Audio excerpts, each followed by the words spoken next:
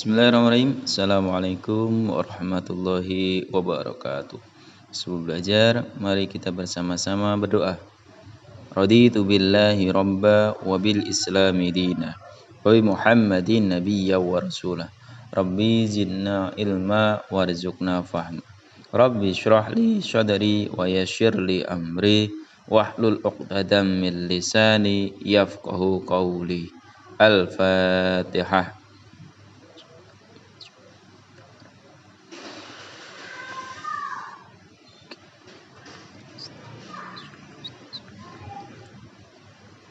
Amin, amin, amin, ya rabbal alamin. Hari ini kita akan bahas kehadiran Islam mendamaikan bumi Nusantara.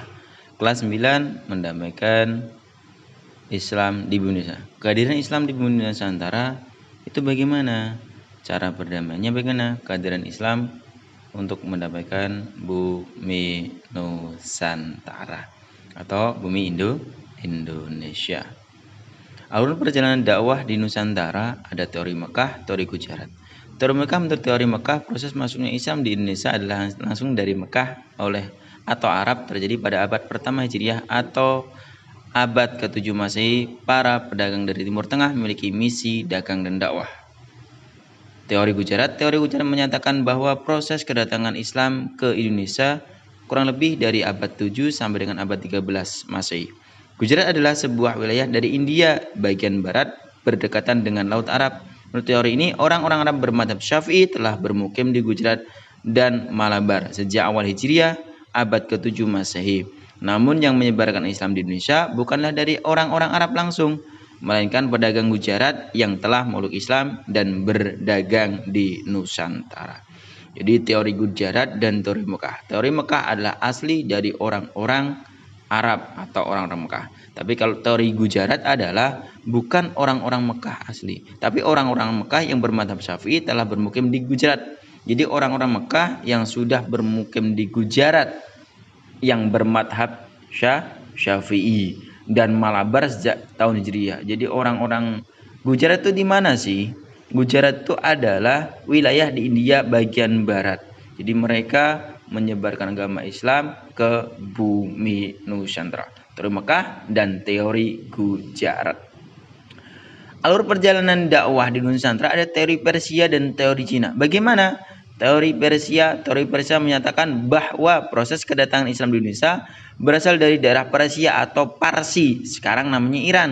Sebagai bukti adalah kesamaan budaya dan tradisi yang berkembang antara masyarakat Parsi dan Indonesia. Tradisi tersebut di antara lain adalah tradisi merayakan 10 Muharram atau Asyura dan yang lain-lain. Teori Cina, menurut Cina, proses kedatangan Islam di Indonesia, khususnya di tanah Jawa, berasal dari para pedagang Cina. Mereka telah berhubungan dagang dengan penduduk Indonesia jauh sebelum Islam dikenal di Indonesia. Yakni sejak masa Hindu-Buddha, ajaran Islam sendiri telah sampai di Cina pada abad ke-7 Masehi, pada masa dinasti Tang 618 sampai 960 di daerah Guangzhou, Ganzhou, Zhangho dan pesisir Cina. Pesisir mana? Pesisir Cina Selatan. Telah terdapat sejumlah pemukiman Islam.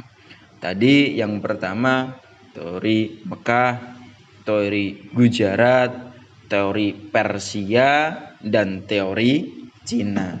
Jadi kita sudah mengenal bahasanya penyebaran agama Islam di Indonesia itu ada 4 teori yang sudah kita jelaskan.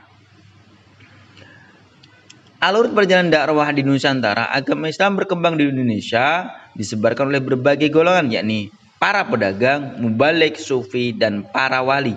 Di antara sekian banyak wali yang terkenal adalah Wali Songo atau Wali Sembilan atau Wali Sanga. Nama-nama Wali Songo antara lain: 1. Sunan Maulana Malik Ibrahim berkedudukan di Gresik. 2. Sunan Ampel berkedudukan di Ampel, Surabaya. 3. Sunan Bonang berkedudukan di Bonang dekat Tuban. 4. Sunan Giri berkedudukan di Bukit Giri dekat Gresik. 5. Sunan Derajat berkedudukan di Derajat dekat Sedayu, Surabaya. 6. Sunan Gunung Jati berkedudukan di Gunung Jati, Cirebon. 7. Sunan Kudus berkedudukan di Kudus.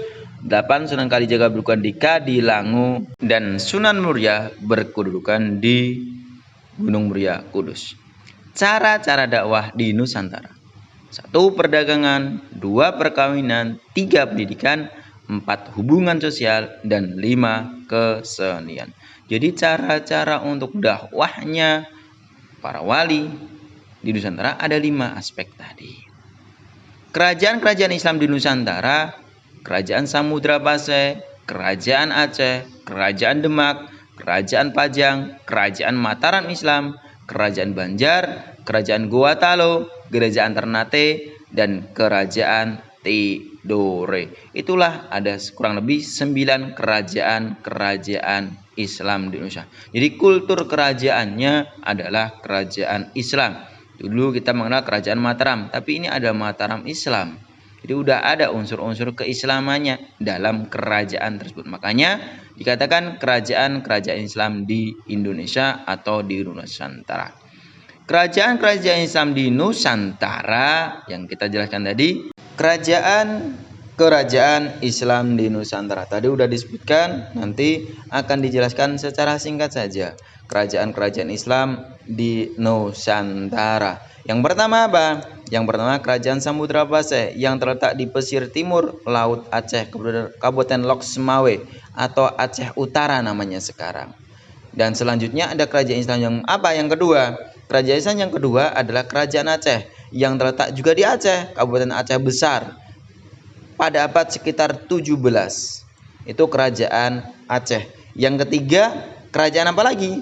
Yang ketiga adalah Kerajaan Demak. Kerajaan Demak terletak di Kabupaten Demak, Jawa Tengah. Kerajaan ini termasuk kerajaan terbesar di pesisir utara Jawa. Itu kerajaan Islam terbesar di tanah Jawa. Yang pertama ya Kerajaan Demak. Selanjutnya apa? Kerajaan Pajang. Kerajaan Pajang 1568-1586. Ini adalah penerus dari Kerajaan Islam Demak. Terus dari ke Pajang yaitu Prabu Siliwangi dan yang lain-lain. Terus selanjutnya ada Kerajaan Mataram Islam abad 17 sampai abad ke-19. Itu Kerajaan Mataram Islam. Kultur Mataram tetap ada kultur Islamnya. Kerajaan Banjar. Kerajaan Banjar adalah di Kalimantan Selatan saat ini. Jadi Kalimantan, tepatnya Kalimantan Selatan saat ini Kerajaan Banjar. Selanjutnya apa? Kerajaan Gorontalo, Sulawesi Selatan abad ke-16 terdapat kerajaan bercorak Hindu tapi berkultur Islam. Jadi kerajaan-kerajaan Islam. Kerajaan selanjutnya adalah Kerajaan Ternate. Kerajaan Ternate berdiri abad yang ke-13. Ibu kotanya terletak di Sampolo, Pulau Ternate. Kerajaan-kerajaan Islam di Nusantara yang terakhir adalah Kerajaan Tidore. Kerajaan Tidore adalah kerajaan Islam yang berada di wilayah Tidore, yaitu mana? Maluku Utara. Itulah kerajaan-kerajaan Islam di Nusantara. Ada kurang lebih 9 kerajaan. Samudra Pasai yang ada di Samudra Pasai, Lok Semawe atau Aceh Utara sekarang. Kedua, Kerajaan Aceh, sekarang Aceh Besar. Yang ketiga, Kerajaan Demak yang ada di Jawa Tengah, di pesisir utara Jawa. Yang keempat, Kerajaan Pajang yaitu penerus Kerajaan Demak. Kelima, Kerajaan Mataram Islam yang sekarang namanya di Yogyakarta. 6, Kerajaan Banjar di Kalimantan Selatan namanya sekarang. 7, Kerajaan Gorontalo atau Kerajaan Goa atau Kerajaan Makassar, Kerajaan Islam Makassar. 8, Kerajaan Ternate di Maluku. Dan yang terakhir adalah Kerajaan Tidore. Itulah kerajaan Islam di Nusantara. Jadi dari penyebaran agama Islamnya ada wali dan sufi dan yang lain menyebarkannya dengan cara damai ke bumi Nusantara. Terima kasih. Assalamualaikum warahmatullahi wabarakatuh.